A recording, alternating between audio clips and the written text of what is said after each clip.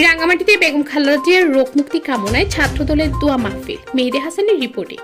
BNP chairperson দেশনেত্রী বেগম খালেদা জিয়ার আশু রোগ মুক্তি ও দীর্ঘায়ু কামনায় রাঙ্গামাটি পৌরসভাধীন ৭ নং ওয়ার্ড ছাত্রদলের সাধারণ সম্পাদক নুরুল ইসলাম শাওন ও সহসভাপতি শামীম ফরহাদের উদ্যোগে আজ বাদ মাগরিব বনরূপা শাহী জামে মসজিদে দোয়া ও মিলাদ মাহফিল অনুষ্ঠিত হয়। দোয়া ও মিলাদ পরিচালনা করেন বনরূপা শাহী জামে মসজিদের ফেস ইমাম হাফেজ মোহাম্মদ সুলতান মাহমুদ।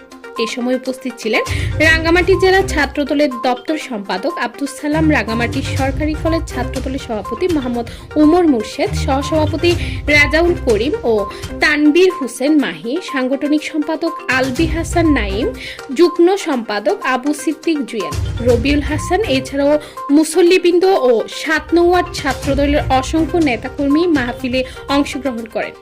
দোয়া মাহফিলে বেগম খালেদা জিয়ার দ্রুত সুস্থতা ও দীর্ঘায়ু কামনা করা হয়।